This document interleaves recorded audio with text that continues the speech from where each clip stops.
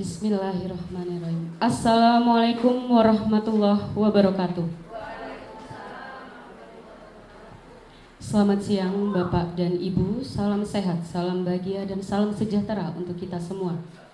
Alhamdulillah, alhamdulillahirabbil alamin, wa bihi nasta'in ala umuri dunya waddin, wassalatu wassalamu ala asrofil anbiya'i wal mursalin sayyidina Muhammadin wa ala alihi wa sahbihi ajmain. Amma ba'du.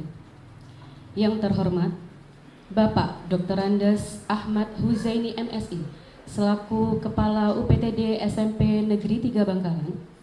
Yang terhormat para Waka dan Dewan Guru beserta staf TU UPTD SMP Negeri 3 Bangkalan. Dan yang kami hormati pula Bapak Ahmad Hasan Rusdi SPDMM yang merupakan pemateri kita dalam acara pada siang hari ini, yaitu diseminasi budaya positif. Untuk memenuhi tugas aksi nyata dari modul 1.4 dalam keikutsertaan beliau dalam program CIP GP atau Calon Guru Penggerak Angkatan 7 Kabupaten Bangkalan. Selawat serta salam semoga tetap terlimpah curahkan kepada junjungan kita Nabi besar Nabi Allah Muhammad SAW beserta keluarga dan sahabat-sahabatnya. Baiklah, saya sebagai pembawa acara mohon izin untuk membacakan susunan acara pada diseminasi siang hari ini, yaitu yang pertama pembukaan, yang kedua sambutan kepala sekolah, yang ketiga pemaparan isi materi sekaligus diskusi dan tanya jawab, kemudian doa, dan terakhir penutup. Baiklah Bapak Ibu, untuk mempersingkat waktu, marilah kita buka acara pada siang hari ini dengan bacaan basmalah bersama-sama. Bismillahirrahmanirrahim. Menginjak acara yang kedua, yaitu sambutan kepala sekolah kepada Bapak Dr. Andes Ahmad Huzaini MSI, disilahkan. Bismillahirrahmanirrahim. Assalamualaikum warahmatullahi wabarakatuh. Alhamdulillahirabbil alamin, wassalatu wassalamu ala asrafil anbiya'i wal mursalin sayyidina Muhammadin wa ala alihi washabihi ajmain. Amma ba'du. Bapak Wakasek yang saya hormati, Bapak Ibu Kepala Urusan, Bapak Ibu Dewan Guru beserta staf TU, puji syukur pada siang hari ini kita diberi nikmat sehat sehingga Bapak Ibu masih berkenan hadir di bagian dari salah satu majelis ilmu yang kebetulan pada siang hari ini ada salah seorang dari kolega kita, yaitu Bapak Hasan Rusdi, yang beliau adalah calon guru penggerak angkatan ke-7 yang kebetulan pada siang hari ini saya berikan waktu sesuai dengan amanat dari kurikulum calon guru penggerak yang hari ini akan memaparkan budaya positif, diseminasi budaya positif yang nanti mungkin bagi kita adalah bagian dari menambah ilmu baru, ya, sesuatu yang baru. Bagi kepentingan sekolah adalah alhamdulillah ini menjadi bagian pula untuk terus kita mengembangkan budaya mutu, sehingga semua Bapak Ibu guru nanti adalah bagian dari yang mempersembahkan layanan mutu pendidikan SMP 3 Bangkalan kepada peserta didik kita. Jadi orientasi kita di kurikulum kali ini adalah semua fokus kepada potensi anak kita, dan moga-moga hari ini kita menambah wawasan Bapak Ibu, wawasan kita untuk terus ketika sudah masuk ke tanah SMP Negeri 3 Bangkalan, kita harus berpikir, hati pikiran kita semua fokus persembahkan untuk kemuliaan kita, untuk kemuliaan anak didik kita, sehingga saya percaya ke depan SMP 3 Bangkalan akan lebih baik, mutunya akan meningkat kalau budaya mutu ini terus kita pelihara, ya. Bagaimanapun cara berpikir pun kita harus bermutu. Kalau selama ini saya mengajak Bapak Ibu untuk senantiasa fokus kalau sudah masuk ke lingkungan sekolah, itu semata-mata sesungguhnya adalah meningkatkan kualitas profesi, harkat, derajat, martabat profesi guru. Karena kalau tidak, maka kita tetap berada di level yang tidak dibanggakan oleh masyarakat. Oleh karena itu, cara berpikir kita pun harus diperbaiki. Satu contoh, ketika saya berharap Bapak Ibu pada hari Senin upacara bendera itu, mari Bapak Ibu sekuat tenaga kita min 5 menit sudah ada di sekolah. Bahkan kalau perlu sudah ada di lapangan. Apapun keadaannya kita jangan banyak alasan. Ya, agar kita ini sungguh-sungguh sudah ada niat masukkan ke alam bawah sadar kita bahwa hari Senin itu hari Senin yang mulia. Karena di dalamnya ada upaya kita untuk bersungguh-sungguh memuliakan pekerjaan kita selama 6 hari ke depan. Hari Senin itu adalah hari di mana kita meletakkan semangat untuk sungguh-sungguh berhikmat sebagai profesi guru. Hari Senin itu juga menjadi teladan kita mewariskan amal jariah kita kepada anak didik kita. Hari Senin itu sungguhnya adalah bentuk terima kasih kita kepada para pahlawan yang berdarah-darah, jiwa raganya mereka tumpahkan untuk kecintaan kepada bangsa dan negara tanah air Indonesia. Maka kita berbalas budi. Di hari Senin inilah simbol generasi baru untuk mengisi kemerdekaan yang sebelumnya telah diperjuangkan oleh para pahlawan kita. Mungkin ini pembukaan dari kami Pak Ibu. Sekali lagi, mari ke depan budaya mutu kita semua bersama-sama untuk menguatkan itu, dan ketika sudah ada di sekolah sempatkanlah dan perbanyaklah pikiran perkataan kita itu tentang sekolah, tentang pendidikan, tentang kemajuan, tentang bagaimana profesi kita, harkat, derajat, martabatnya naik kelas. Kita harus naik kelas sehingga ke depan dari SMP 3 Bangkalan inilah pendidikan menjadi salah satu kemajuan pendidikan di Negara Kesatuan Republik Indonesia. Untuk bil khusus kepada CGP, calon guru penggerak, demikian juga dengan Bapak Ibu nanti, mungkin juga moga-moga guru-guru kami SMP 3 ini ada yang juga tergerak menjadi guru penggerak, walaupun di beberapa isu memang kami dengar juga cukup berat. Bahkan isu terbaru barusan salah satu guru penggerak SMP 1 Kamal ya, yang kalaupun Bapak Ibu, karena malam hari itu masih chatting Pak ya, saya dengar cerita malam hari masih sehat walafiat dengan suaminya ada semacam dialog. Itu kalaupun isu itu berkembang karena capeknya sebagai guru penggerak, insya Allah ketika dia berhikmat dalam ilmu, hakul yakin saya matinya mati syahid gitu ya, insya Allah. Jadi apapun kita itu kalau sudah menyangkut profesi kita, meningkatkan ilmu, sakit ataupun kita mohon maaf dipanggil oleh Yang Maha Kuasa, yakinlah, mari berimanlah kita bahwa perjalanan kita dari rumah ke sekolah ini termasuk pulang lagi ke rumah nanti, insya Allah kita dalam keadaan jihad. Dan kalaupun dalam berhikmat dengan ilmu, matinya insya Allah dalam keadaan syahid. Oleh karena itu Bapak Ibu, jangan ciut, jangan justru informasi ini malah Bapak Ibu menanggapi dengan cara yang tidak positif.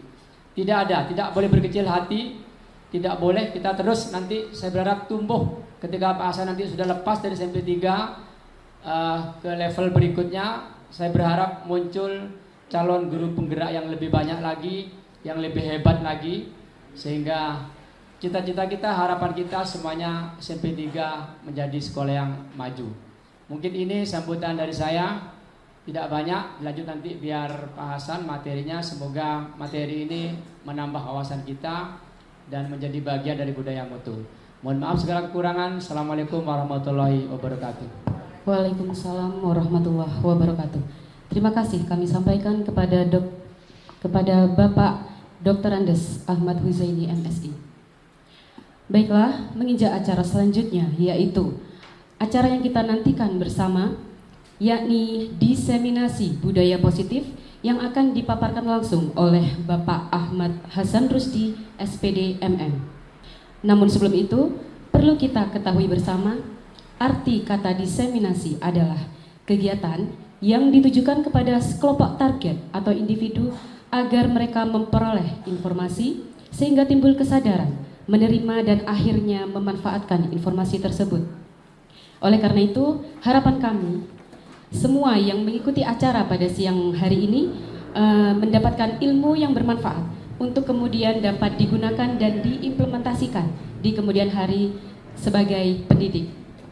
Begitu sekiranya. Baiklah, langsung saja kami haturkan kepada yang terhormat Bapak Ahmad Hasan Rusdi, SPD MM. Bismillahirrahmanirrahim.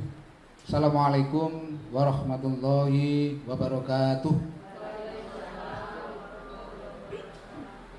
Alhamdulillah, puji syukur kehadirat Allah, kita masih diberikan nikmat sehat dan kesempatan dalam rangka kegiatan diseminasi budaya positif sebagai aksi nyata tugas saya selaku CGP Angkatan ke-7 Kabupaten Bangkalan, yang mana CGP memiliki tugas salah satunya itu ya menyampaikan atau mendiseminasikan hasil-hasil dari kegiatan PGP, program guru penggerak, pendidikan guru penggerak itu, sehingga bisa mentransformasi untuk rekan-rekan yang barangkali belum ikut sementara ini di PGP. Bapak Ibu sekalian, terima kasih atas kehadirannya, khususnya kepada Kepala SMP Negeri 3 Bangkalan yang sudah memberikan waktu, ruang, dan kesempatan untuk terlaksananya kegiatan ini. Ini nanti kita boleh tanya jawab, tidak usah terlalu formal, sehingga kegiatan yang kita lakukan ini nanti bisa berdampak kepada tugas kita selaku guru atau pendidik yang memikul tanggung jawab besar mempersiapkan generasi-generasi yang akan datang, yang sudah barang tentu kitalah yang akan melahirkan orang-orang yang akan mengisi peradaban di masa depan. Bapak Ibu sekalian, di CGP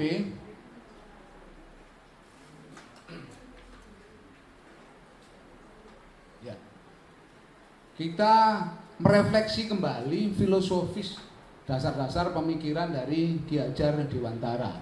Yang kita ketahui, beliau ini adalah Bapak Pendidikan Indonesia, yang meskipun sebenarnya beliau ini keturunan ningrat, masih berdarah biru, bergelar Raden, tapi beliau menanggalkan itu semua dan berjuang bersama masyarakat dalam pengembangan pendidikan Indonesia. Bapak Ibu sekalian, menurut Ki Hajar Dewantara, biasa disingkat KHD. Jadi kalau ada kata-kata KHD, terutama di lingkungan guru penggerak, itu yang dimaksud Ki Hajar Dewantara. Atau kalau ditulis Ki Hajar Dewantara, itu menyampaikan bahwa pendidikan itu memberi tuntunan ke segala kekuatan kodrat yang dimiliki anak. Jadi pendidikan itu hanya tuntunan. Namanya tuntunan sudah barang tentu mereka tidak bisa mengubah kodrat dari anak. Jadi kalau diibaratkan seperti petani ya, maka pendidik ini tidak akan bisa mengubah padi menjadi jagung, tidak bisa mengubah pohon kelapa menjadi berbuah mangga, karena masing-masing anak itu memiliki kodrat tersendiri. Tetapi tugas kita selaku para pendidik ini adalah menuntun segala kodrat yang dimiliki anak atau potensi anak, ya, sehingga mereka itu mampu mencapai keselamatan dan kebahagiaan setinggi-tingginya, baik sebagai manusia maupun sebagai anggota masyarakat. Jadi titik dari pendidikan itu kalau menurut Ki Hajar Dewantara itu ada dua. Jadi yang pertama itu mencapai keselamatan, Yang kedua itu mencapai kebahagiaan. Ya Bapak Ibu ya, ini pengantar saja. Kemudian Ki Hajar Dewantara ini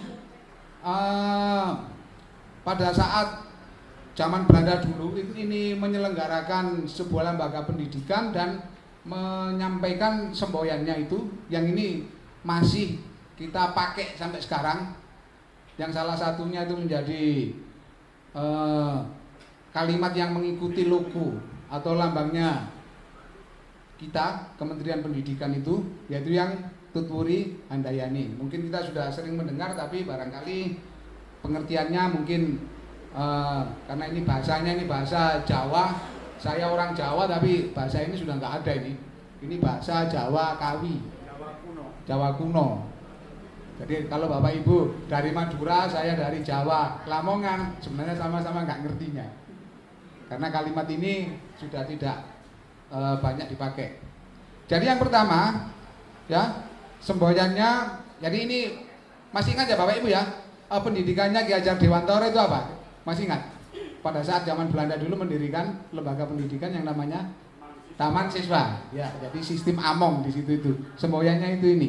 Jadi guru itu seharusnya memang seperti ini. Yang pertama, ing ngarsa sung tulodo. Ing ngarsa berarti di depan, sung tulodo memberi tulodo. Tulodo itu teladan. Menjadi contoh. Jadi seorang guru itu seharusnya menjadi panutan, seharusnya menjadi role model bagi para siswanya. Karena kalau guru ini mencerminkan sesuatu yang baik, maka murid akan ikut baik. Kalau guru mencerminkan sesuatu yang kurang baik, maka murid akan ikut yang kurang baik. Karena guru ini menjadi teladan yang terdepan, yang akan diikuti oleh siswa. Oleh sebab itu, kita sebagai guru tentu yang pertama itu harus menjaga perilaku, menjaga pola pikir, dan berbagai hal dalam dimensi kehidupan ini untuk bisa menjadi teladan yang baik. Kemudian yang kedua, guru itu selain menjadi teladan, ing madya mangun karso. Di tengah-tengah, jadi membersamai siswa, ketika berada dengan siswa, maka seorang guru itu harus memberikan inspirasi dan motivasi kepada siswa, memberikan pendampingan, memberikan pembimbingan, dan segala hal yang dibutuhkan oleh siswa. Itu. Kemudian yang ketiga itu adalah Tutwuri Handayani, seorang guru. Ini yang menjadi logo kita. Seorang guru itu diharapkan ya memberikan semangat dan dorongan kepada siswa untuk meraih harapan-harapannya. Sehingga kalau ada murid kurang semangat, sudah barang tentu guru memiliki peran untuk memberikan motivasi. Bapak Ibu sekalian, Ki Hajar Dewantara mengumpamakan anak itu seperti sehelai kertas yang sudah ditulisi penuh. Mungkin ini agak berbeda dengan teori John Locke yang pernah kita pelajari. Teori apa? John Locke itu tabula rasa. Jadi anak itu kertas kosong, tidak memiliki tulisan apapun, terserah nanti mau dijadikan apa oleh orang tuanya, oleh gurunya, dan seterusnya. Kemudian teori John Locke ini sedikit berbeda dengan teori negatif. Di dalam teori negatif itu seorang anak ini lahir pret, bisa bunyi ya pret. Nah, ini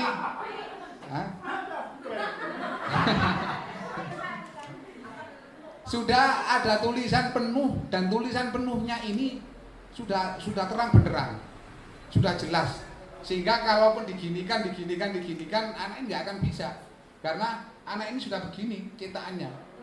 Secara tidak sadar barangkali kita juga pernah kan menjustifikasi seseorang, anak itu ini nggak bisa ini Pak, anak ini sudah begini, ya diapa-apakan ya tetap seperti itu. Berarti kita mengikuti teori negatif. Tetapi kalau Ki Hajar Dewantara itu mengambil di tengah-tengahnya. Jadi anak itu dianggap memiliki tulisan tapi masih samar. Jadi ini namanya bakat, namanya potensi itu. Nah, ada bakat itu bakat yang baik sekaligus bakat yang tidak baik. Oleh karena itu tugas pendidikan itu adalah menebalkan tulisan yang suram, yang berisi baik. Kita munculkan potensinya itu. Jadi kita berikan mereka ruang untuk memaksimalkan potensi atau kodrat positif yang dimilikinya, sekaligus ya segala tulisan yang mengandung arti jahat ini kita biarkan agar tidak menjadi tebal. Kalau perlu malah disuramkan, dihilangkan. Ini sekilas. Kalau ini dilanjutkan, ada teori di dalam diri kita ini ada yang bisa diubah dan ada yang tidak bisa diubah. Tapi nanti panjang, bukan ini tema kita hari ini. Selanjutnya Bapak Ibu sekalian, dasar pendidikan anak itu berhubungan dengan kodrat alam dan kodrat zaman. Artinya dengan kodrat alam itu berkaitan dengan sifat dan bentuk lingkungan di mana anak berada. Jadi seharusnya itu pendidikan itu tidak lepas atau kontekstual dengan lingkungan sekitar. Jadi kalau pesisir sudah barang tentu ya arah pembelajaran kita ya kita sesuaikan dengan contoh-contoh konteks yang ada di pesisir seperti di Madura ini. Jadi misalnya kayak P5 kemarin, itu mengeksplorasi hasil laut, ini pas. Rajungan, kepiting, mungkin ikan dan seterusnya ini pas karena memang pesisir. Jadi misalnya kita mengeksplor di sini ini cengkeh itu kan nggak cocok karena tekstur tanahnya juga tidak sesuai dan seterusnya. Nah yang kedua ini Bapak Ibu yang mungkin harus kita sebagai guru tergelitik bahwa selain berkaitan dengan kodrat alam, maka pendidikan itu harus juga berkaitan dengan kodrat zaman. Kalau menurut Ki Hajar Dewantoro, dan ini ada hadisnya ini, didiklah anak-anakmu itu sesuai dengan zamannya. Ini yang kadang-kadang ketika satu sama lain saling mempertahankan zamannya masing-masing, ini kadang-kadang terjadi benturan-benturan, ya kan? Ya, salah satu contoh saja, sekarang ini kan musimnya HP, zamannya itu zaman HP. Nah, ini memang menjadi sebuah dilema, karena di satu sisi HP itu kan ada dampak negatifnya, tapi di satu sisi penggunaan HP ini nggak terhindarkan karena di luar sekolah pun anak ini pakai HP, maka kita harus kompromi. Seharusnya kita tidak perlu ada pelarangan HP, tapi bagaimana HP ini bisa mendukung dan bermanfaat kepada anak untuk pengembangan dirinya, terutama pelajarannya. Alhamdulillah sekolah kita sudah merencanakan di semester ini anak boleh membawa HP, tapi tetap dengan pengaturan dan penjagaan Bapak Ibu agar tidak dimanfaatkan untuk hal-hal yang negatif. Mengenai pendidikan dengan perspektif global, KHD mengingatkan bahwa pengaruh dari luar itu tetap harus disaring, bukan berarti ditolak. Jadi mencintai tanah air itu tidak harus menolak budaya dari luar, tapi disaring, yang disesuaikan dengan kearifan lokal sosial budaya Indonesia. Itu ya Bapak Ibu sekalian, ini pengantar. Nah ini sudah mulai. Tema kita hari ini sebenarnya adalah budaya positif. Sebelum kita kemana-mana, kita adakan pembatasan istilah jadi budaya positif. Ini ya, namanya budaya itu harus ada pembiasaan di situ. Jadi pembiasaannya itu apa? Adalah nilai-nilai, keyakinan-keyakinan dan kebiasaan-kebiasaan yang berpihak kepada siswa. Dan ini nanti menjadikan murid agar bisa berkembang menjadi pribadi yang bermanfaat.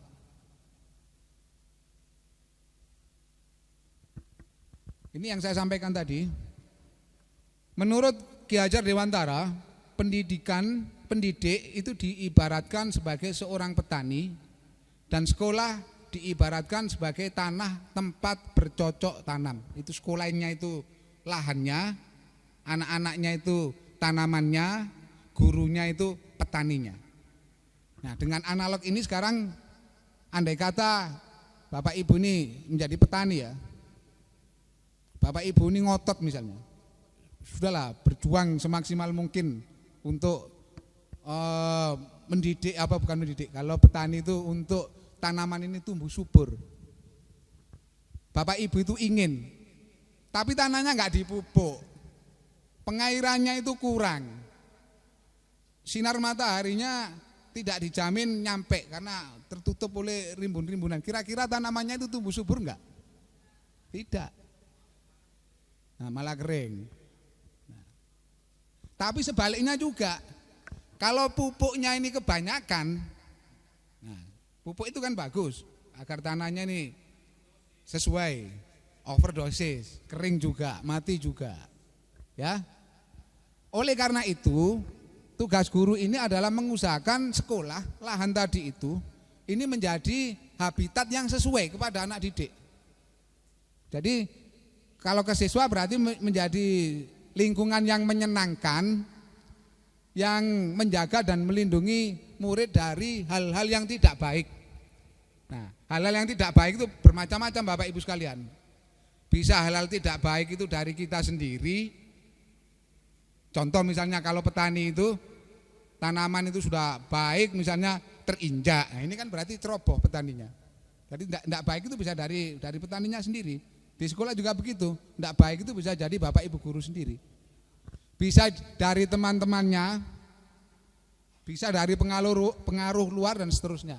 Oleh karena itu, sekali lagi yang pertama, untuk tumbuh kembangnya bibit, dalam hal ini siswa, maka lingkungan harus positif.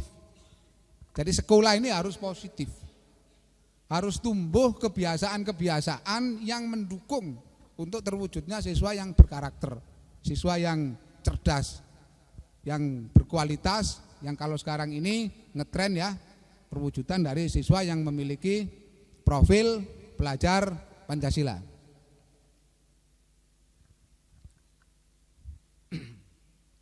Bapak Ibu sekalian, dalam rangka menciptakan lingkungan yang positif, salah satu strategi yang perlu kita tinjau kembali itu adalah penerapan disiplin di sekolah. Selama ini di sekolah itu ya, istilah disiplin itu sering atau identik dengan hukuman. Benar apa enggak? Selama ini ketika Bapak Ibu memberikan hukuman, buut dan seterusnya, termasuk saya ya kan, perubahan ke anak ini kira-kira apakah mereka itu berubahnya itu dalam jangka lama ataukah hanya berubah dalam jangka dekat? Jangka dekat, ya kan? Ini kita harus jujur, hari ini kita harus jujur, agar nanti kita bisa mengubah paradigma dan mindset kita di dalam penanganan siswa, di dalam membentuk disiplin. Kita ngotot memarahi anak-anak, menghukum anak-anak, itu tujuannya itu sebenarnya apa? Mendisiplinkan. Disiplin itu apa menurut Bapak Ibu?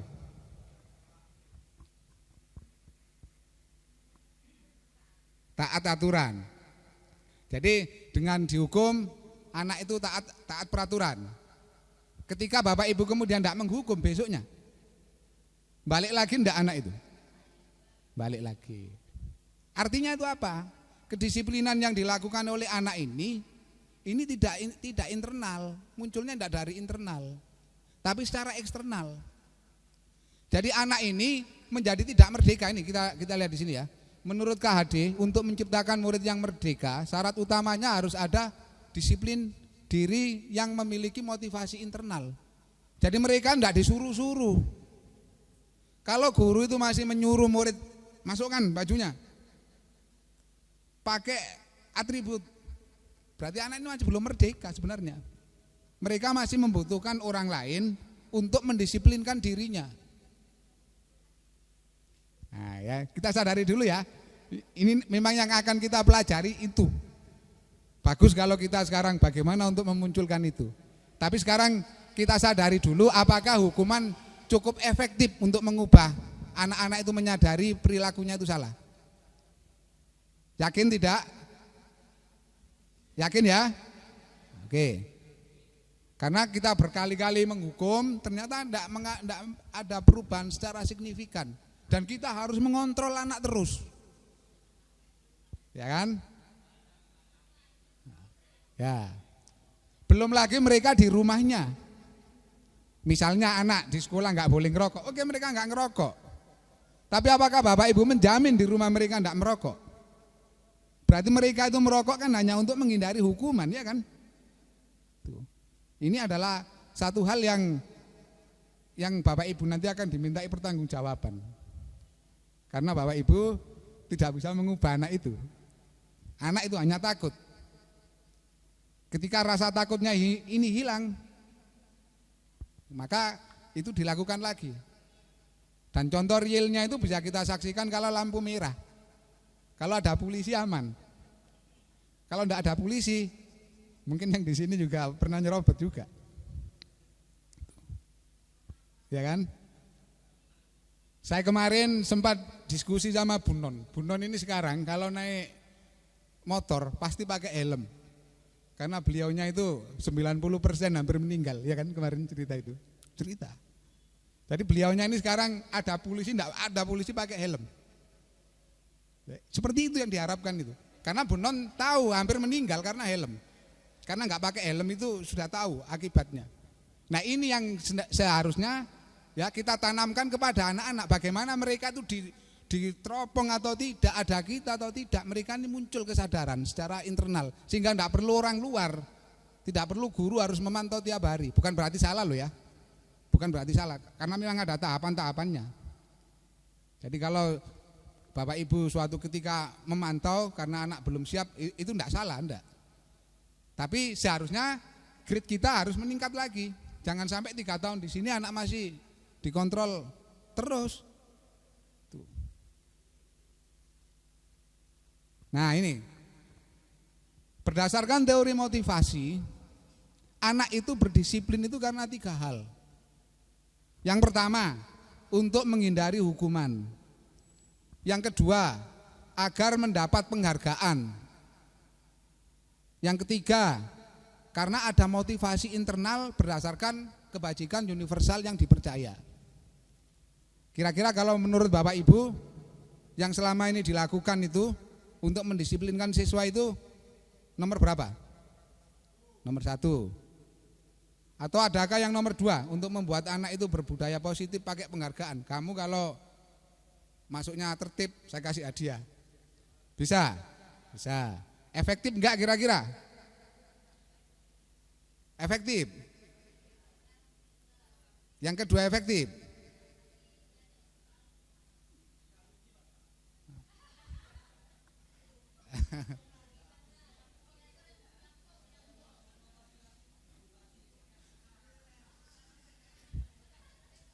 Baik, mungkin kalau ada yang pendapat, pakai mic. Kalau ada yang mau pendapat, silakan. Ya? Enggak ada. Oke. Jadi nanti kita belajar. Sekarang ini kita main-main ya. Nah ini, saya minta Bapak Ibu sekalian karena kita sekarang ini kan untuk tadi katanya ingin ya apa caranya ya kan. Sekarang kita main-main. Kepalkan satu tangan Anda yang kanan. Kepalkan begini. Tuh. Sudah ya, yang kuat. Sekarang coba Anda bayangkan bahwa Anda menyimpan sesuatu yang sangat berharga di dalam kepalan tangan Anda. Bayangkan, ini sangat-sangat berharga. Atau mungkin kalau kalau terbuka membahayakan keluarga. Jadi kan sangat berharga. Oke, Anda perlu menjaga benda tersebut sekuat tenaga karena begitu pentingnya untuk kehidupan Anda. Yakin ya sudah ya? Selanjutnya, apa Anda akan membuka kepalan tangan Anda jika ada orang lain meminta, membujuk atau bahkan memaksa Anda untuk membuka kepalan tangan Anda? Tidak. Silakan. Mengapa? Monggo Pak.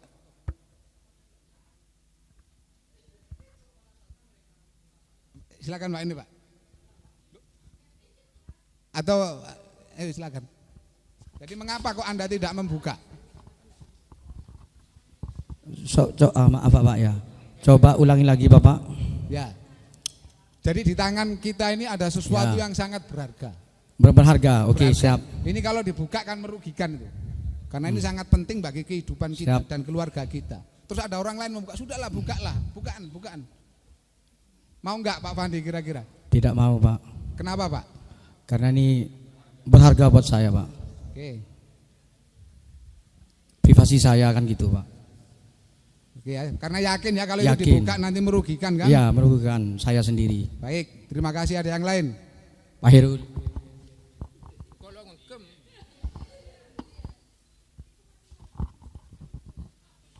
Sudah. Oke. Jadi begitu tadi jawabannya Pak Fandi.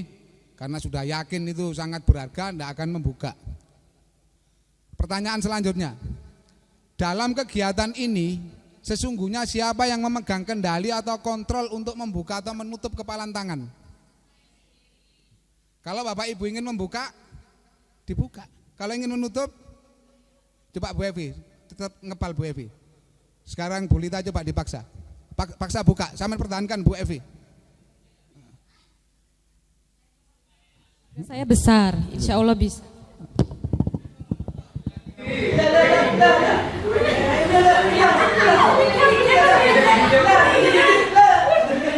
Cukup. Bu Lita, coba dipegang. Sulit enggak kira-kira Bu Lita buka Bu Lita? Sulit banget Bapak. Ternyata Bu Evi mempertahankan yang tadi dikatakan Bapak Fandi, privasinya. Iya, karena itu sangat berharga mungkin ya Bu Evi ya. Sekarang Bu Evi, coba mic-nya Bu Evi. Sakit enggak ketika dipaksa tadi? Ya sakit, tapi saya harus mempertahankannya karena ini harus dijaga. Seperti itu Pak. Ya. Kalau misalnya sakit kan sambil bisa marah ke Bu Lita kan? Iya bisa. Itulah Bapak Ibu. Itulah Bapak Ibu kalau maksa ke anak-anak. Anak-anak kita paksa disiplin sulit. Karena mereka enggak ingin buka. Kalau dipaksa ya bisa buka, tapi nanti bertengkar itu Bu Evi dengan Bu Lita itu. Bu Evi kesakitan, Bu Lita ngos-ngosan. Setelah dibuka dia akan nutup lagi dia. Ya itu yang dilakukan oleh Bapak Ibu sekarang ini, ngos-ngosan kan. Sekarang manggil, besok manggil, termasuk saya juga kan. Selama ini kan kita harus melakukan refleksi. Tuh.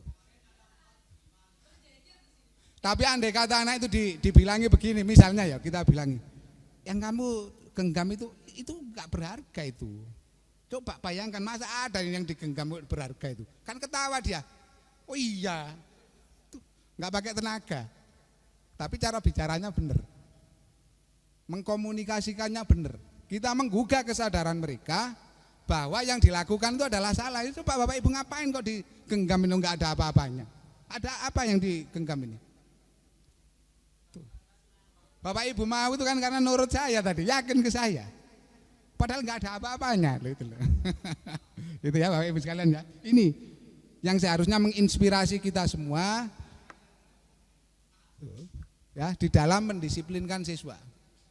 Jadi sebisa mungkin mulai hari ini nanti kita di dalam mendisiplinkan anak itu tidak dilakukan dengan cara memaksa tadi. Caranya bagaimana nanti ada kelanjutannya di sini.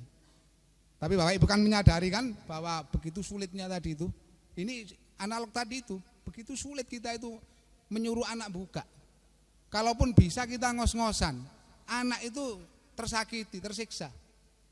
Nah ketika sudah buka, nutup lagi nanti dia.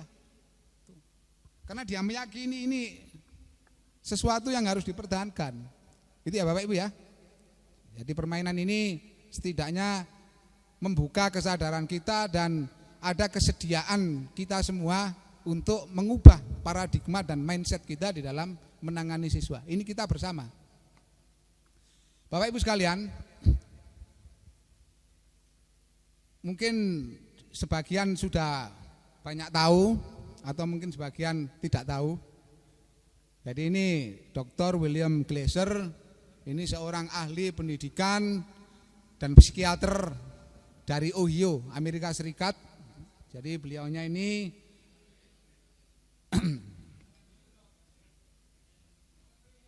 menyampaikan ya kontrol teori atau teori kontrol yang belakangan dinamakan sebagai choice theory atau teori pilihan. Jadi yang pertama itu manusia itu mampu mengendalikan diri. Jadi manusia itu tidak dikontrol oleh orang lain. Selama ini ilusi bahwa orang lain bisa mengontrol kita itu salah. Guru bisa mengontrol murid itu salah. Bapak Ibu nggak bisa mengontrol murid. Kalau anak pada saat itu mau mengikuti arahan kita karena mereka sedang bersedia untuk kita kontrol.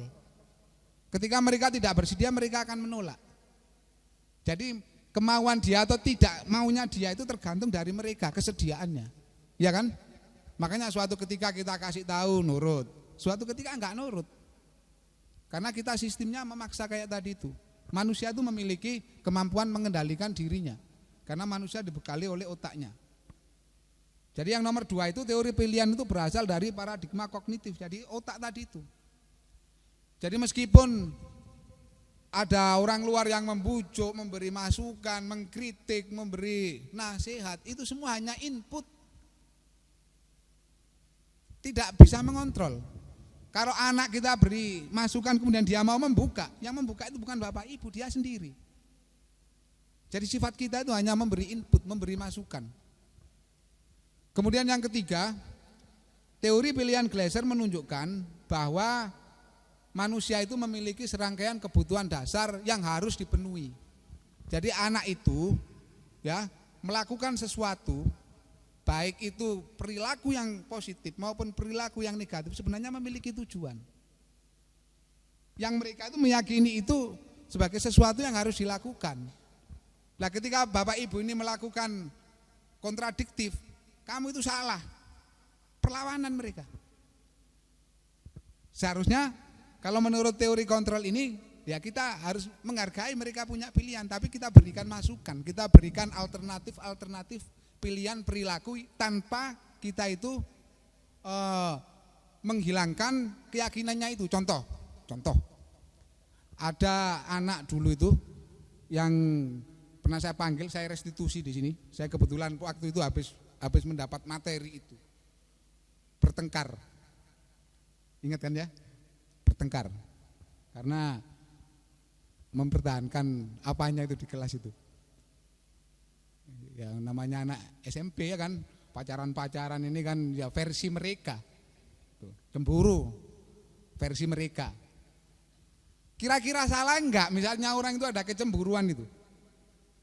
Salah enggak kira-kira? Kalau enggak salah, hati-hati Bapak Ibu ya, yang ngomong enggak nanti. Ayo siapa yang menyampaikan cemburu itu enggak apa-apa, angkat tangan. Omong yang mencatat. Oh, maksudnya cemburu itu salah. Cemburu salah. Angkat tangan. Cemburu itu kan bagian dari orang mencintai ya kan. Coba sekarang kalau kita memanggil Adam itu, namanya Adam waktu itu, kemudian langsung kita sampaikan, kamu tuh nggak boleh cemburu. Kan kita darem Bapak Hasan ini. Kok orang, ya kan? Jadi nggak begitu caranya. Nanti ada itu restitusi, ada caranya itu. Ya perlahan-lahan karena Bapak Ibu kan semakin terbawa iramanya sehingga nanti Bapak Ibu secara tidak sadar akan mampu mengubah mindset. Ini Bapak Ibu yang saya katakan tadi itu. Jadi ada miskonsepsi tentang teori kontrol, ya miskonsepsi, ada konsep yang kita pahami itu seakan-akan benar padahal itu tidak benar. Yang tadi itu ilusi bahwa guru itu mengontrol murid, ilusi bahwa penguatan positif itu efektif dan bermanfaat. Penguatan reinforcement itu contohnya anak kita beri hadiah misalnya, kamu kalau nanti itu maju ke depan menjawab pertanyaannya ibu, saya belikan bakso.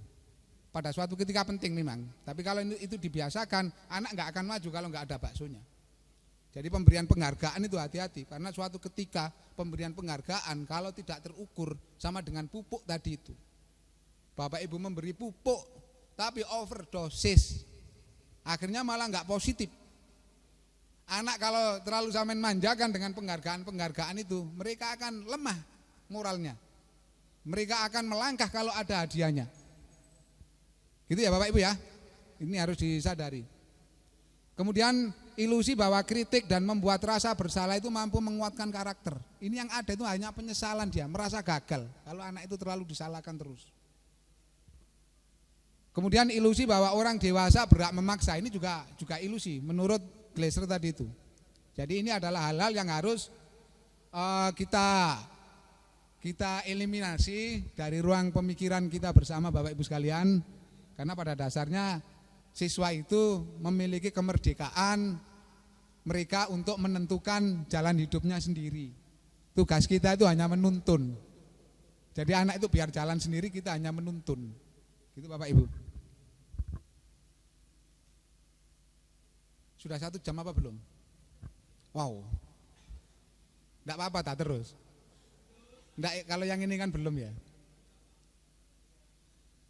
Kemudian Bapak Ibu sekalian, nilai-nilai kontrol dan nilai-nilai teori kontrol dan nilai-nilai kebajikan. Nah, kita itu ya menurut Diane Goosen, kita itu akan lebih bisa mengontrol seseorang jika kita mengaitkan input kita kepada anak-anak itu dengan nilai-nilai positif yang kemudian itu diyakini oleh mereka. Contoh begini saja, Bapak Ibu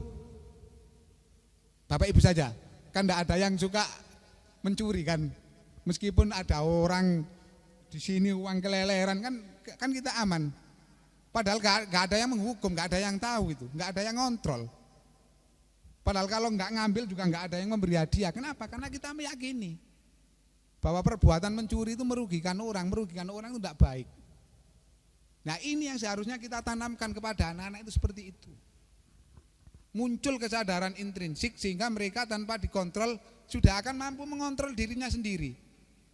Gitu ya Bapak Ibu ya. Jadi kita kaitkan dengan nilai-nilai kebajikan yang universal. Karena ada juga nilai-nilai itu yang sifatnya relatif.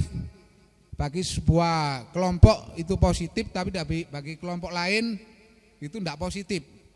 Maka nilai universal ini adalah nilai kebaikan yang tidak terikat oleh agama, tidak terikat oleh suku dan seterusnya. Jadi kalau sifatnya itu lokal, kebajikan lokal ya tidak kita sampaikan. Nah, masalah nilai Bapak Ibu, Pak Idit masih keluar.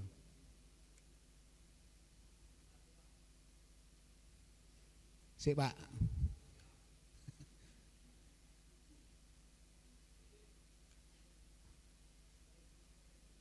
Waduh. Ya nanti yang gini bisa dipotong ya.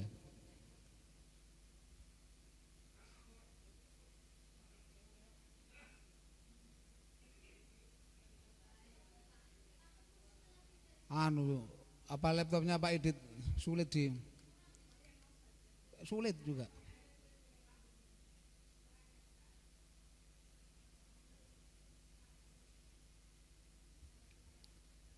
Selanjutnya yang tadi aja. Salah satu nilai kebajikan positif ya itu ada 6 lembaga tapi intinya itu sama. Untuk menyingkat waktu, pendidikan Indonesia sekarang itu Bapak Ibu sekalian diarahkan nilai kebajikannya itu adalah profil pelajar Pancasila. Baik Bapak Ibu sekalian.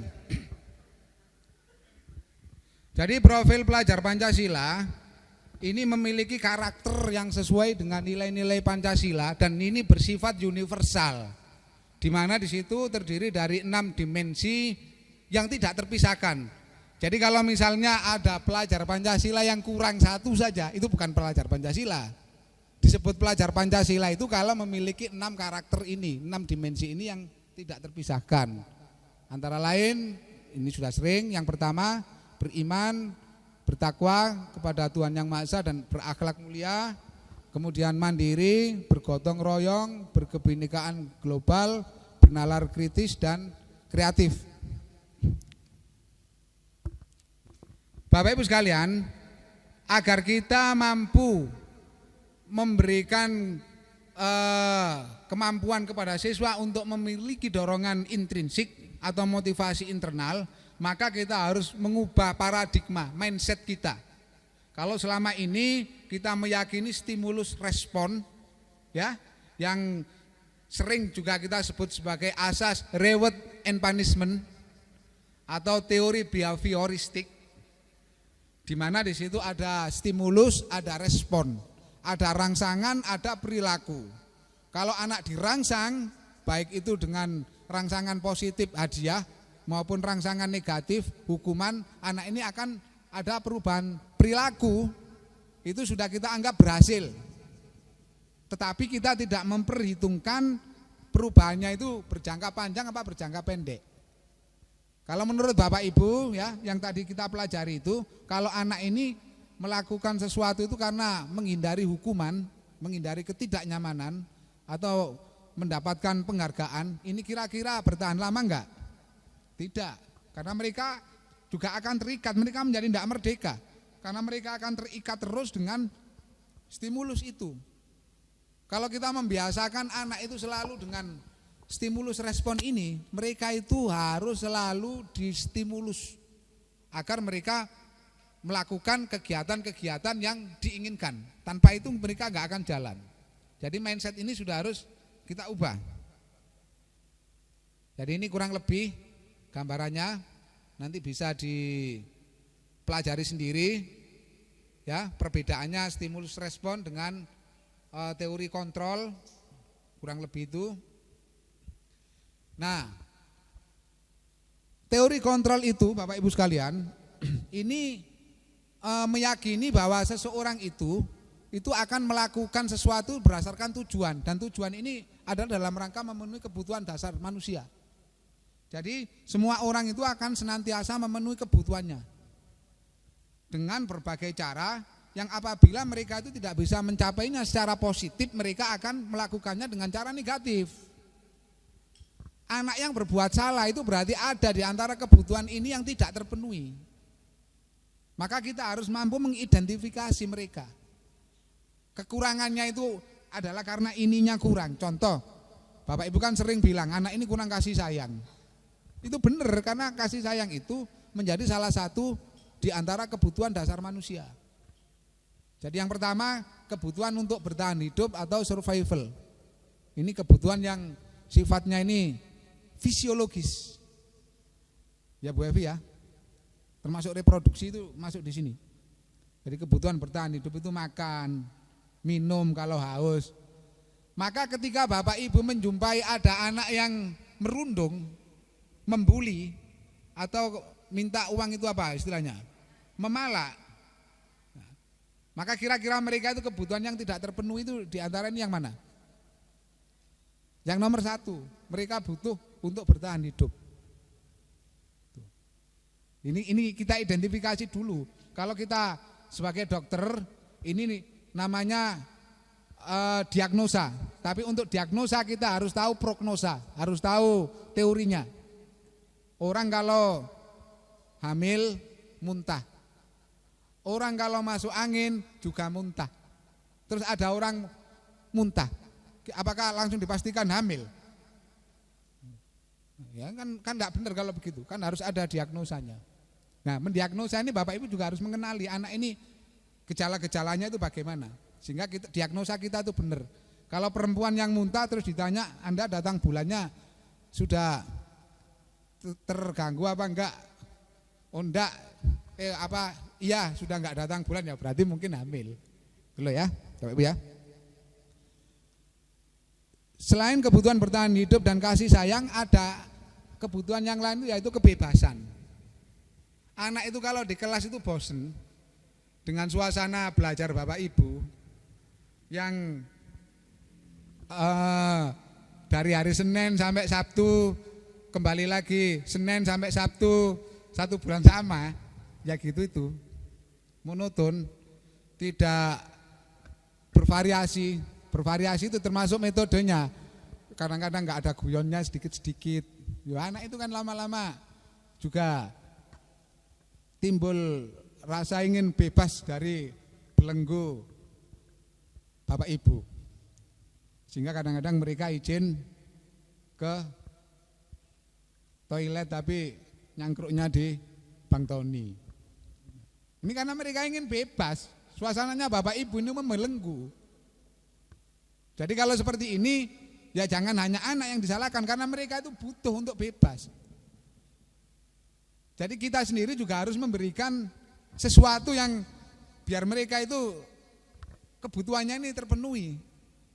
Misalnya Bapak Ibu memberi ruang istirahat ya di dalam kelas, ya wis istirahat dulu, itu enggak masalah sebenarnya. Karena menurut penelitian Harvard, setiap kalau tidak salah 12 menit. Itu anak SMP ini kehilangan konsentrasi. Maka pinter-pinterlah Bapak Ibu ini yang untuk membuat ice breaking. Tahu ice breaking kan? Tuh. Jadi permainan-permainan yang sifatnya itu mengembalikan anak ini pada konsentrasinya. Sehingga mereka itu tidak ingin bebas tadi itu. Kalau kebutuhan bebasnya ini enggak terpenuhi, mereka akan cari cara agar mereka bisa keluar dari kelas. Kemudian yang keempat, anak ini butuh kesenangan. Jadi kadang-kadang kalau ada temannya ini diganggu, bapaknya disebut seperti kelas 9B itu. Bapaknya disebut terus ngamuk-ngamuk. Terus bapak satunya disebut. Nah ini sebenarnya cari kesenangan, mereka cari hiburan. Iya kan, kocok-kocokan. Saya sampai tahu namanya bapaknya anak-anak dari situ. Nah kadang-kadang anak-anak itu memang ya konyol, anak-anak, tapi ya lucu. Saya kan kadang-kadang agak lupa namanya, ini namanya siapa, itu bapaknya yang disebut. Jadi saya sebut bapaknya, akhirnya satu kelas tertawa. Nah ini parah anak-anak. Tapi ya kita harus mampu membelokkan lagi. Jadi agar yang tadi sudah saya sebut bapaknya itu tidak harga dirinya jatuh. Tuh ya. Kadang-kadang ya saya memberi contoh ya. Contoh soal misalnya, Pak Herman ketawa ternyata bapaknya siapa gitu. Kemudian yang terakhir Bapak Ibu sekalian, kebutuhan dasar manusia itu adalah penguasaan. Ingin ada sebuah pengakuan. Anak itu kalau pinter, mereka itu kan sudah diakui kalau pinter, sudah nggak butuh penguasaan itu. Nah biasanya anak-anak yang nggak pinter itu ingin eksistensinya ini dihargai, maka mereka ya membuat satu huru hara yang menunjukkan bahwa dia ini adalah super. Nah, contoh mungkin itu. Tapi kalau itu mungkin kompleks Bu. Untuk siswa kita yang bernama Iqbal itu barangkali bukan hanya satu kebutuhan yang sehingga penanganannya juga lebih. Jadi Bapak Ibu sekalian, 5 kebutuhan dasar ini mohon untuk ditanamkan di dalam hati Bapak Ibu sekalian, sehingga Bapak Ibu itu bisa mendeteksi kapan di kelas itu anak diberi kebebasan. Kalau anak sudah jenuh, sampean paksa tok ya, ini nanti yang terjadi sudah ilmunya masuk telinga kiri keluar telinga kanan atau sebaliknya. Tuh. Kadang lihat begini itu, ya saya sendiri pernah mengalami, mungkin bosan matematika kan itu aja. Anak itu lo lihat saya tanya masih apa? Apa Pak? Kamu kupingnya nggak ketutup apa-apa, nggak dengar kayak gitu. Karena pikirannya sudah nggak di situ. Sering kan seperti itu. Berarti anak itu butuh kebebasan, butuh kesenangan Bapak Ibu. Jadi pengajaran kita itu ya jangan, sekarang itu nggak ada ya target kurikulum itu, menyelesaikan kurikulum itu sudah nggak ada kalau sekarang ini. Jadi Bapak Ibu bisa mengatur sendiri tingkat kedalaman materi, kemudian anak ini kalau saya paksa hari ini saya beri materi, anak-anak ini nggak mampu ya sudah Bapak Ibu bawa ke perpus, ke ruangannya Bu Saro itu yang sudah welcome, terbuka untuk kita semua. Kayak Pak Iksan kadang-kadang saya lihat di sana. Anak itu ketawa-ketawa dan tapi pinter, gitu loh. Katanya Bu Saro, anak itu kalau di sini pinter Pak, nih di kelas kok bodoh lah itu. Bukan berarti perpusnya Bu Saro ini keramat, bukan. Tapi suasananya ini. Jadi mari kelas ini sesekali ya kita buat kayak panggung hiburan lah. Bapak Ibu ya mulai sekarang belajar cerita-cerita lah. Yang sedikit-sedikit apa itu nanti bisa kita sampaikan. Contoh misalnya kuntilanak yang ketemu anak kecil belajar doanya makan. Pernah saya cerita nih kan. Ini murid saya ketawa-ketawa itu. Jadi anak kecil itu, tapi saya menunjukkan ke dia, orang itu kalau yakin segala sesuatu itu sesuai keyakinannya. Jadi karena anak baru belajar TPQ hanya diajari doa makan. Gimana doa makan? Allahumma barik lana fima rozaqtana wa qina adzabannar. Pulang dari TPQ ada kuntilanak. Gemeter dia. Ayat kursi enggak hafal, hanya baca itu. Akhirnya dibaca. Allahumma barik lana fima rozaqtana wa qina. Kuntilanaknya lari, enggak karu-karuan. ngos-ngosan, kembali ke kelompoknya ditanya sama temannya, kamu kok ngos-ngosan? Aduh, sudah lama saya jadi kuntilanak, baru kali ini mau dimakan anak kecil.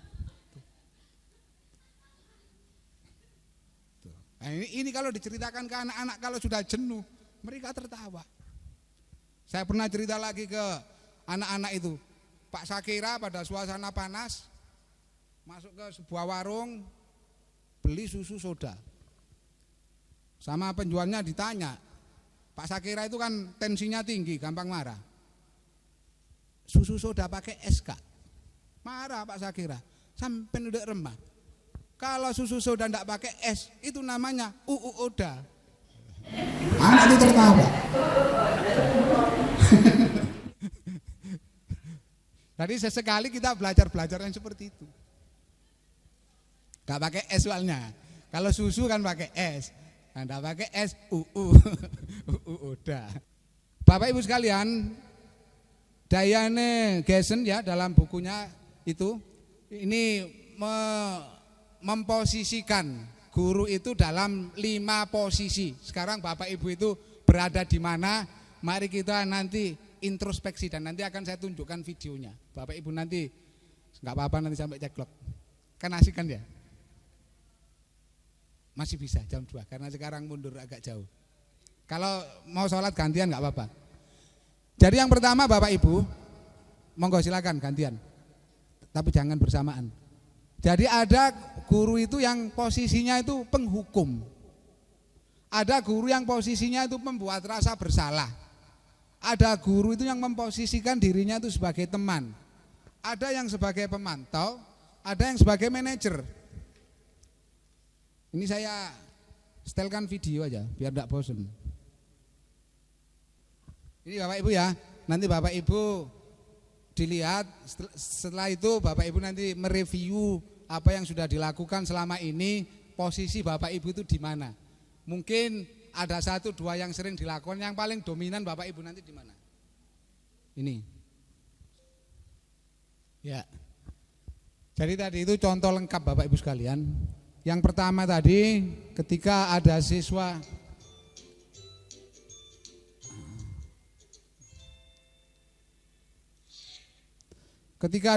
yang tidak mengerjakan tugas kemudian disuruh nulis tadi itu termasuk tipe yang mana?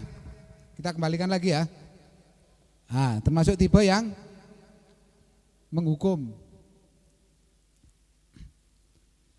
Kemudian ada yang kedua, ya, ketika ada siswa yang tidak mengerjakan tugas, kemudian dia mengungkit-ungkit orang tuanya, kasihan dan seterusnya, itu termasuk pembuat rasa salah.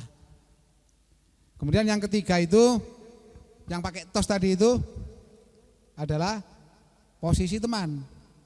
Kemudian yang keempat, kamu sudah 3 kali.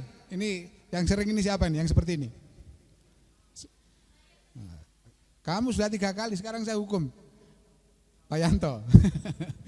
Mungkin kita semua pernah. Itu termasuk tipe pemantau. Dan yang terakhir, yang kemudian guru memberikan solusi, menjadwal kegiatannya anak tadi itu adalah termasuk tipe manajer. Kira-kira menurut Bapak Ibu itu yang mana yang paling bagus? Yang manajer. Ya, ini karena waktunya sudah terbatas, ya mungkin yang penting Bapak Ibu paham ya maksudnya ya.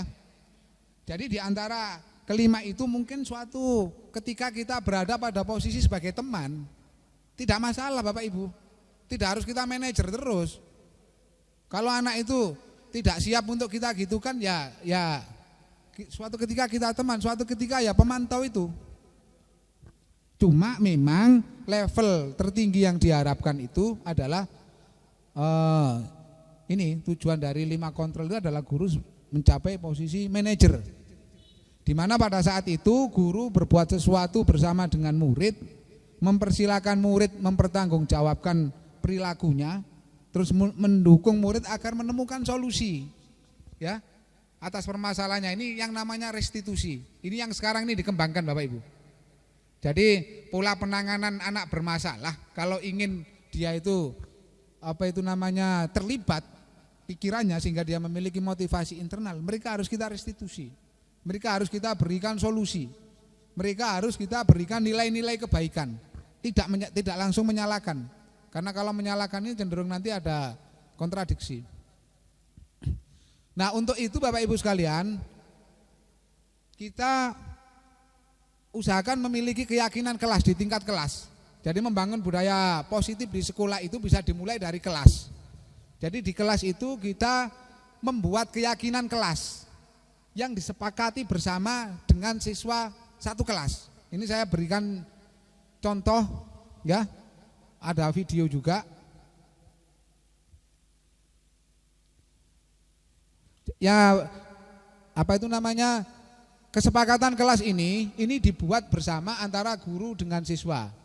Kemudian siswa itu nanti diminta untuk menuliskan apa yang dimauinya di dalam suatu kertas. Ini salah satunya itu seperti itu. Boleh Bapak Ibu membuat bentuk-bentuk yang lain, tapi salah satu contoh yang mungkin menjadi inspirasi Bapak Ibu ini saya berikan sedikit saja gambarannya. Saya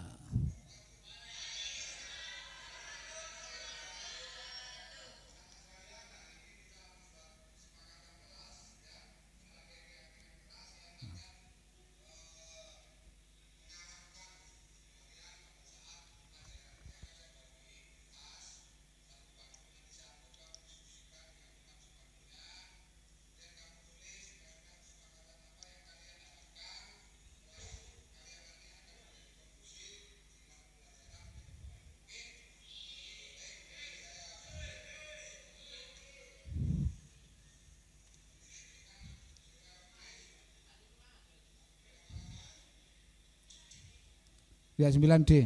Jadi begitu ya Bapak Ibu ya. Itu tadi saya bagikan kepada masing-masing anak atau masing-masing bangku, terserah didiskusikan. Bapak Ibu bisa membuat improvisasi sendiri. Yang mana anak itu silakan bebas menulis. Kalimatnya itu terserah, tapi kalimat positif. Jangan menggunakan kalimat negatif. Kalimat negatif itu adalah kalimat yang dimulai dari jangan, tidak, bukan. Karena kalau dimulai dengan jangan biasanya malah dilanggar. Contoh ya, sekarang saya bilang, Bapak Ibu pejamkan mata. Jangan bayangkan ada monyet, malah ada monyet. Bener enggak? Kalau ingin enggak ada monyet, bayangkan kerbau, enggak mungkin ada monyet di situ. Itu loh. Jadi kita pakai kalimat positif. Jadi kalau misalnya jangan membuang sampah sembarangan misalnya, anak malah membuang sampah sembarangan nanti. Seharusnya bagaimana kalimat positifnya? Kalau jangan membuang sampah sembarangan, buanglah sampah pada tempat, itu contoh. Jadi kita berikan ekspresi kepada anak-anak, kemudian mereka tulisannya tadi itu ditempel. Nah seperti ini.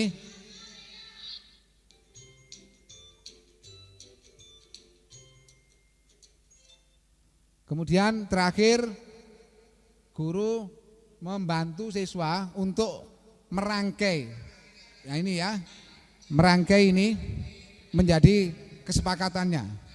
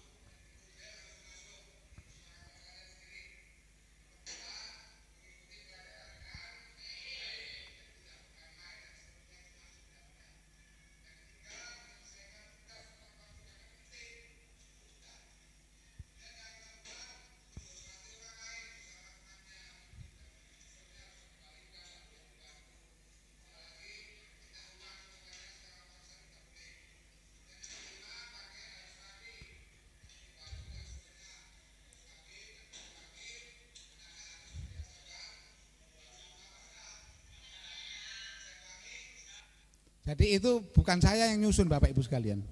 Kalimat-kalimat itu ini siswa sendiri yang nulis. Kemudian ditempelkan, kemudian kalimat-kalimat yang sama ini kita kelompokkan, kemudian kita rangkai, kita simpulkan menjadi kalimat positif tadi itu. Dan mereka selalu kita ingat kalau perlu ditulis di kelas itu, keyakinan kelasnya itu. Nanti wali kelas bisa menyusun keyakinan kelas 9A. Jadi kalau Bapak Ibu nanti selaku wali kelas menemukan anak itu bermasalah, kamu keyakinan kelas mana yang kamu, nomor berapa yang kamu langgar itu. Bapak Ibu punya dokumennya kan. Mereka sendiri nanti yang akan menjawab, kesepakatan. Gitu loh. Mereka terlibat di dalam penyusunan sehingga bertanggung jawab untuk ikut mensukseskan. Kira-kira wali kelas bisa enggak kira-kira? Nanti bisa ya? Ya. Jadi mengapa keyakinan kelas Bapak Ibu sekalian? Mengapa tidak peraturan saja, kok keyakinan? Nah ini ya pertanyaan yang pertama, ini nanti yang mau menjawab silakan. Mengapa kita memiliki peraturan tentang penggunaan helm pada saat mengendarai kendaraan roda 2? Kira-kira mengapa? Kok ada peraturan itu? Untuk alasan apa? Keselamatan. Oke. Yang kedua, mengapa kita memiliki peraturan tentang penggunaan masker dan mencuci tangan setiap saat? Alasan apa? Kesehatan. Nah, sebenarnya alasan itulah keyakinan itu. Jadi anak akan lebih menghargai keyakinannya daripada hanya sekedar kata-kata peraturan. Contohnya Bu Non kemarin itu, ketika dialog dengan saya, Bu Lita ya, ketika ngomong-ngomongan, saya itu sekarang Pak kemana-mana pakai helm. Karena meyakini itu. Nilai di situ adalah nilai keselamatannya. Bukan semata-mata karena berkendaraan harus pakai helm. Nah ini harus kita tanamkan ke anak-anak melalui itu tadi Bapak Ibu sekalian. Mereka dilibatkan untuk menyusun. Sehingga tidak terkesan mereka itu dipaksa oleh Bapak Ibu gurunya, oleh sekolah. Tapi mereka menyusun sendiri kesepakatannya. Mereka menyadari oh ini baik. Sehingga mereka itu mengusulkan nilai-nilai itu tadi itu. Dalam kertas yang ditulis kemudian ditempelkan di papan tadi itu. Itu video panjangnya nanti bisa saya sampaikan di kemudian hari. Dalam pembentukan keyakinan kelas Bapak Ibu sekalian, ini beberapa rambu-rambunya. Keyakinan kelas itu bersifat lebih abstrak, enggak kayak peraturannya. Kalau peraturan kan masukkan baju kan begitu. Siswa memasukkan baju, kalau itu nanti mungkin kerapian. Jadi kerapian itu bisa baju, bisa rambut, bisa gitu loh, lebih abstrak dan tidak terperinci sebagaimana di peraturan. Tapi mereka memahami nilainya. Kemudian yang kedua, keyakinan kelas itu berupa pernyataan-pernyataan yang universal. Sekali lagi harus universal. Jangan pernyataan-pernyataan yang berbau lokal. Yang baik di satu tempat tapi kurang baik di tempat yang lain. Ini harus yang universal, yang diakui tidak hanya oleh satu kalangan suku atau agama atau kelompok tertentu. Gitu loh. Kalau nanti satu lokal bisa ada pertentangan dengan siswa. Kemudian yang ketiga, pernyataan keyakinan kelas ini senantiasa dibuat dalam bentuk positif yang tadi itu Bapak Ibu ya. Jangan dimulai dari kalimat negatif, jangan, tidak, bukan. Kemudian keyakinan kelas itu tidak terlalu banyak sehingga mudah diingat dan dipahami oleh semua kelas. Yang 6 lah paling enggak itu. Paling banyak itu 6, nanti dicoba Bapak Ibu, wali kelas dicoba. Tapi yang 6 ini memuat yang diharapkan oleh Bapak Ibu. Jadi Bapak Ibu nanti membantu siswa.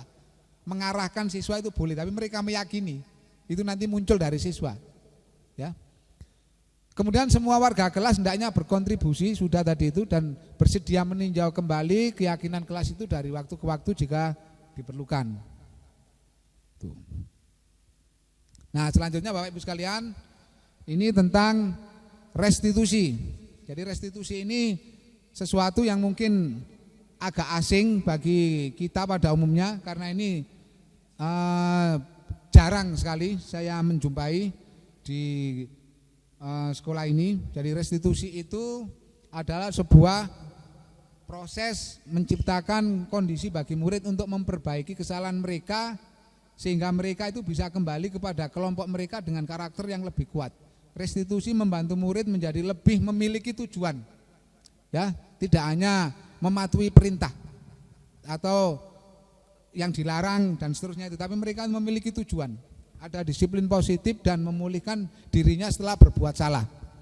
Kemudian melalui restitusi ketika murid berbuat salah, maka guru akan menanggapi dengan cara yang memungkinkan murid itu membuat evaluasi internal. Jadi mereka sendiri yang istilahnya itu self healing. Mereka mengobati dirinya sendiri. Mereka menyadari kesalahannya guru ini hanya mengarahkan. Nanti ada tahapan-tahapannya. Kemudian Bapak Ibu sekalian, ciri-ciri restitusi yang pertama, restitusi ini bukan untuk menebus kesalahan, namun untuk belajar dari kesalahan. Kalau menebus kesalahan itu biasanya anak itu sudah langsung menganggap impas. Misalnya anak itu terlambat tebusannya, hukumannya, misalnya Bapak Ibu nguras jeding misalnya, impas dia. Dan mereka akan menghindari perbuatan itu karena untuk menghindari hukuman tadi itu. Ya, jadi restitusi itu bukan untuk menebus itu. Apalagi kalau anak berbuat salah kemudian dimintai uang, ini enggak benar. Karena di sekolah itu enggak boleh seperti itu. Ya. Kemudian Bapak Ibu sekalian, yang kedua itu restitusi itu memperbaiki hubungan. Jadi restitusi itu membantu siswa itu menjadi seperti apa dirinya itu. Yang ketiga, restitusi itu adalah tawaran, bukan paksaan. Kalau siswa itu enggak siap untuk direstitusi, ya enggak bisa. Jadi ini hanya cara. Sebisa mungkin sebelum melakukan restitusi ini, Bapak Ibu melakukan tahapan-tahapan di segitiga restitusi itu secara baik, sehingga anak itu siap untuk direstitusi. Karena kalau anak sudah menolak dari awal, enggak akan berhasil juga. Jadi ini tawaran, bukan paksaan. Kemudian restitusi itu menuntun untuk melihat dari dalam. Jadi anak itu nanti kita arahkan, kamu ingin menjadi seperti apa. Kamu kalau seperti ini itu apakah kamu ini yang kamu inginkan. Misalnya mereka berbuat salah, minta uang ke temannya, apa kamu memang mau seperti ini? Jadi preman seperti ini. Kan gitu. Jadi mereka itu diajak untuk melihat dirinya dari dalam. Kemudian restitusi itu mencari kebutuhan dasar yang mendasari tindakan. Karena tadi kan setiap perbuatan itu kan ada tujuannya. Jadi dengan restitusi itu kita tahu tujuannya itu anak itu apa. Sehingga solusi yang kita berikan itu juga tepat. Kalau tahu penyakitnya, kita tahu obatnya. Yang terakhir, restitusi itu adalah cara yang paling baik dibandingkan dengan pembudayaan positif lainnya. Jadi dalam restitusi itu diri murid belajar untuk mengubah kebiasaan dari kecenderungan untuk mengomentari orang lain menjadi mengomentari diri sendiri. Mereka melakukan refleksi. Dr. William Glasser menyatakan orang yang bahagia akan mengevaluasi diri sendiri, sedang orang yang tidak bahagia akan mengevaluasi orang lain. Jadi kalau Bapak Ibu itu kebiasaan mengevaluasi orang lain, berarti Bapak Ibu ini tidak bahagia. Nah itu.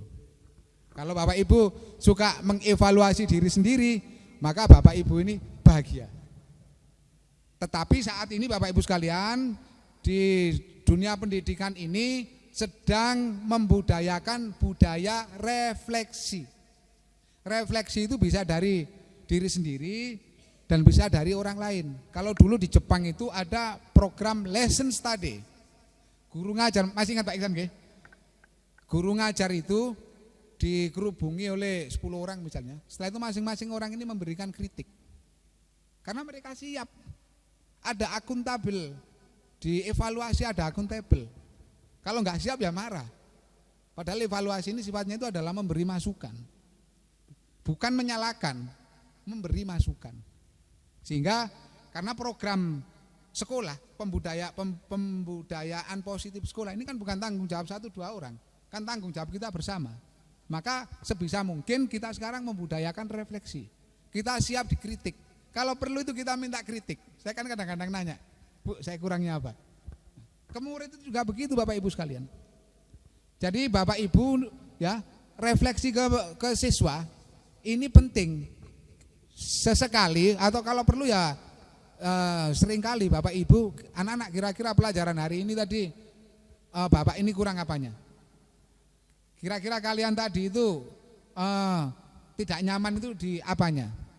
Tapi ya kita kondisikan dulu anak itu agar mereka itu siap untuk memberikan refleksi itu secara benar bukan main-main. Kalau kondisinya tidak memungkinkan ya kita enggak mendapat refleksi juga kan gitu Pak Iksan. Jadi kita kondisikan dulu nanti. Tahapan-tahapan ke sana itu harus ada. Nah, Bapak Ibu sekalian, ini adalah segitiga restitusi, di mana segitiga restitusi ini adalah tahapan-tahapan bagaimana Bapak Ibu menjumpai kalau ada siswa itu berbuat salah. Yang pertama itu harus dilakukan validasi kebutuhan. Jadi kalau ada siswa salah itu tidak langsung kita salahkan, kamu itu salah. Misalnya ya, kayak kasusnya Adam tadi itu. Anaknya atau siapa yang membela temannya kemarin itu, Bu? Eri ya, yang membela temannya. Membela temannya itu kan tidak salah. Jadi kita validasi kebutuhan dia, kita benarkan, ya enggak masalah, kamu itu enggak apa-apa. Membela teman itu benar. Gitu loh. Jadi kalau kita sudah kamu itu salah, nolak dia. Jadi kita kompromi dulu. Kamu membantu teman itu benar. Nah, tapi apa dengan cara seperti itulah itu loh Bu, Bapak Ibu. Jadi kita masuk dulu ke dia, menstabilkan identitas agar anak tidak merasa salah dulu. Kalau ada anak merasa salah, kan sering kali kalau saya sampaikan, enggak masalah orang salah itu. Semua orang bisa berbuat salah, Pak Hasan bisa berbuat salah.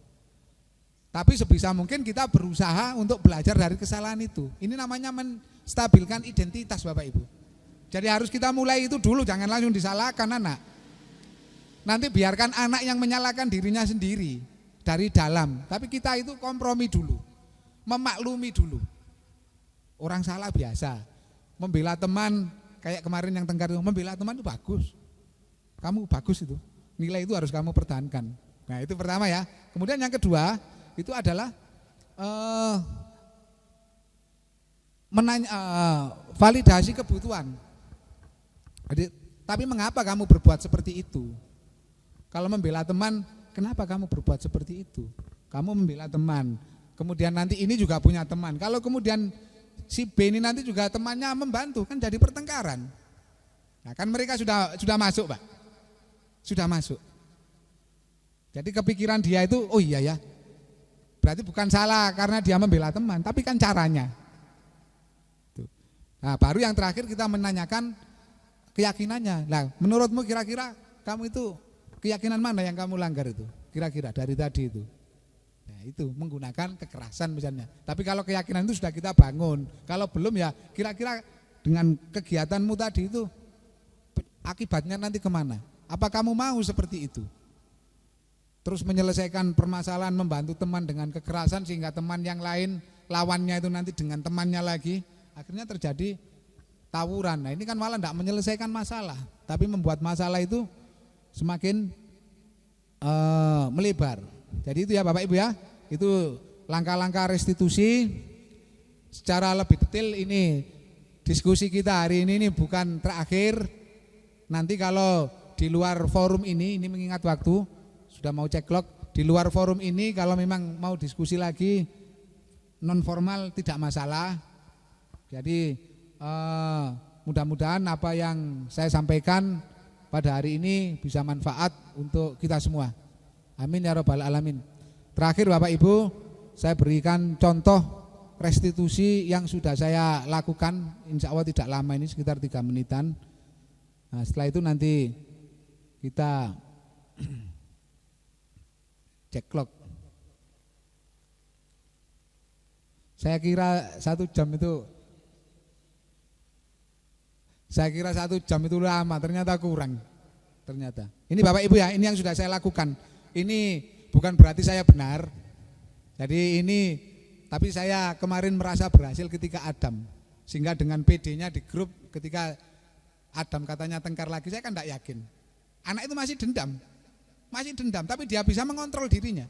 Karena saya berikan pemahaman dengan keyakinan itu. Akhirnya terbukti kan, bukan dia tapi orang lain. Ini contoh Bapak Ibu.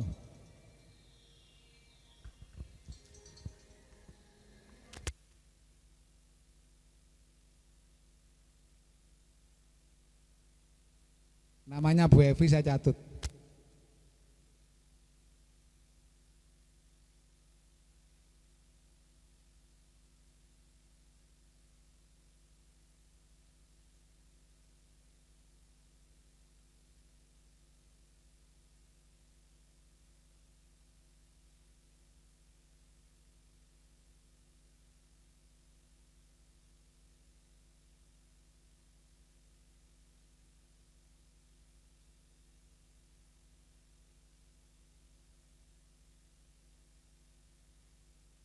Jangan lihat aktingnya, itu bukan artis.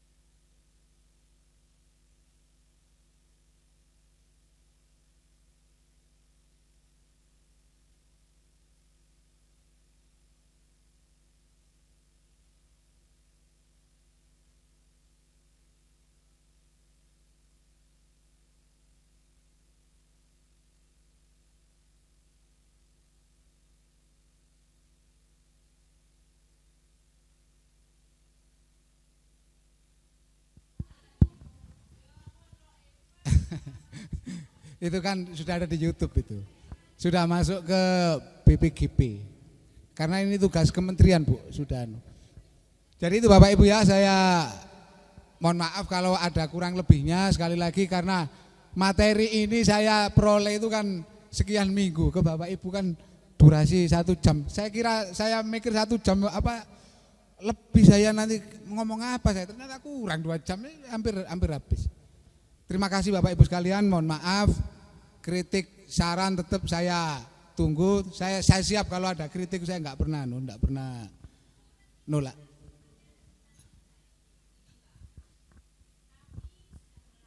Mik Bu.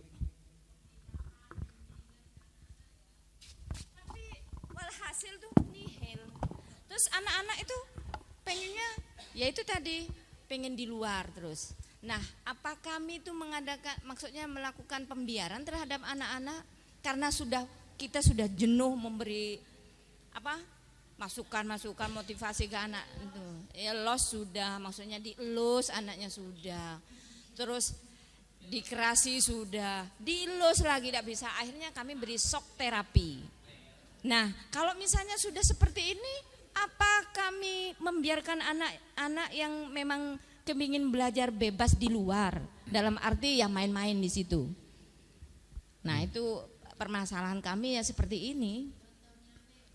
Contohnya banyak dari kelas 9A, Iqbal, Rio, Bayu, kemudian apa lagi?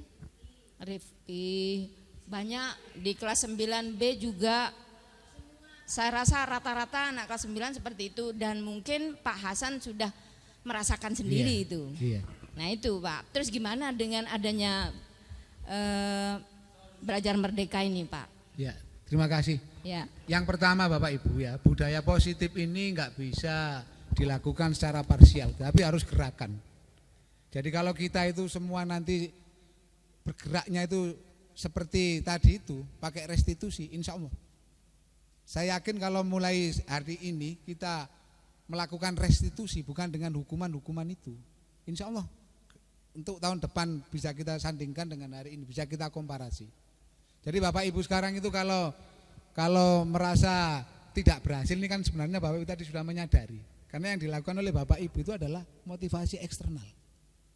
Karena Bapak Ibu itu tidak membangkitkan dari dalam, karena Bapak Ibu itu menghukum, gitu loh. Sehingga mereka itu ketika bisa menghindari hukuman itu mereka merasa aman, dan kadang-kadang itu tragisnya kalau anak SMP ini kan malah ada kebanggaan kalau berbuat, kemudian lama-lama Bapak Ibu yang capek, kan Bapak Ibu harus ngontrol terus. Maka sekarang itu mari energi kita pusatkan, kita habiskan, kita capekkan untuk membuat mereka itu bisa mengontrol dirinya. Kalau Bapak Ibu harus mengontrol terus, Bapak Ibu capek. Tadi itu loh, Bu Evi yang tangannya dibuka, ngos-ngosan Bu Lita, Bu Evinya sakit. Dan tidak akan bisa sampai kapanpun itu Bu Evi mau membuka. Itu Bu ya. Jadi mari kita bersama-sama mulai hari ini yang ada ini hanya pemicu saja. Selebihnya itu adalah Bapak Ibu kan sudah memahami tadi kebutuhan anak itu seperti ini. Jadi suasana pembelajaran pun harus lebih variatif. Tidak membosankan, sesekali kita masuk ke mereka itu. Sesekali itu nggak usah pelajaran. Ice breaking lah, tapi itu harus ada pengendalian Bu, menuntun loh Bu ya. Ingat Bu ya, kita itu enggak harus mengikuti mereka, tapi mereka itu enggak harus menjadi kita. Kita itu menuntun, biarkan mereka jalan. Kurang banter didorong, kebanteran ditarik, terlalu ke kanan itu nuntun. Kalau anak itu ingin ke Kamal, itu kemana arahnya? Ke kanan kan? Kalau dari sana itu, misalnya ke kiri, salah kamu, ya biarkan mereka jalan lagi. Terus kok belok ke kiri, ke ring road, lurus, itu tugas kita hanya itu. Mereka jalan sudah biarkan sendiri. Gitu ya Bapak Ibu ya sekalian ya, kita bertekad mudah-mudahan ini nanti bermanfaat. Saya yakin waktu ini kurang. Pak Iksan mohon untuk ditutup. Bapak Ibu sekalian biar barokah ilmu yang kita peroleh. Kita tutup dari saya dengan aplaus untuk kita semua. Kurang lebihnya mohon maaf, mari kita mulai tergerak untuk berubah, kemudian kita bergerak melakukan dan kita menggerakkan seluruh siswa kita. Wallahul muwafiq ila aqwamit thoriq, ihdinas siratal mustaqim. Assalamualaikum warahmatullahi wabarakatuh. Waalaikumsalam warahmatullahi wabarakatuh. Terima kasih kepada Bapak Hasan Rusdi atas pemaparan materinya. Bisa saya ambil satu hal penting dari apa yang beliau sampaikan.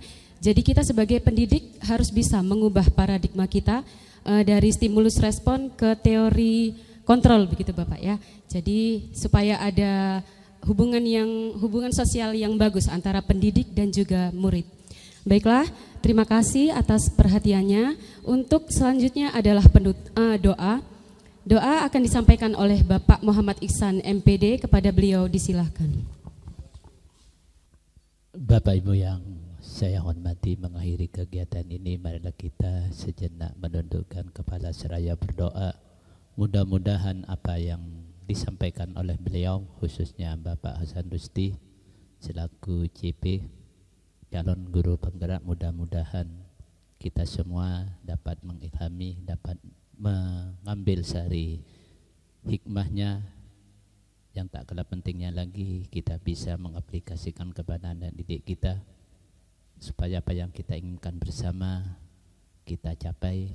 Amin Allahumma amin. Tak lupa pula, sebelum doa ini dibacakan, saya hanya menambahkan dari apa yang diusahakan, baik teori manapun aja, termasuk yang 5 tadi.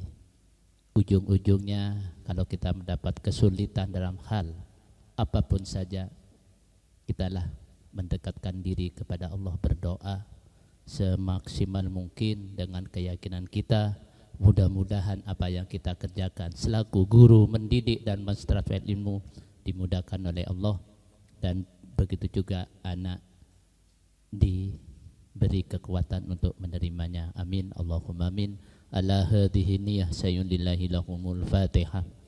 A'udzubillahi minasyaitonirrajim. Bismillahirrahmanirrahim. Alhamdulillahirabbil alamin arrahmanirrahim maliki yaumiddin iyyaka na'budu wa iyyaka nasta'in ihdinas siratal mustaqim siratal ladzina an'amta 'alaihim ghairil maghdubi 'alaihim waladdallin. Amin. A'udzubillahi minasyaitonirrajim. Bismillahirrahmanirrahim. Asyhadu an la ilaha illallah wa asyhadu anna Muhammadar Rasulullah. Bismillahirrahmanirrahim. Alhamdulillahi rabbil alamin hamdan naimin hamdan yuwafi ni'amahu wa yukafi mazidah. Ya Rabbana lakal hamdu kama yanbaghi li jalalika wa wajhikal karim wa 'azimi sultanik. Allahumma shalli ala sayyidina Muhammadin salatan tunjina biha min jami'il ahwal wal afat wa taqdilana biha ya Allah jami'al hajat wa tutahhiruna biha min jami'is sayyi'at wa tarfa'una biha indaka 'alal darajat wa tuballighuna bil aqsal ghayat min jami'il khairat fil hayat wa ba'dal mamat.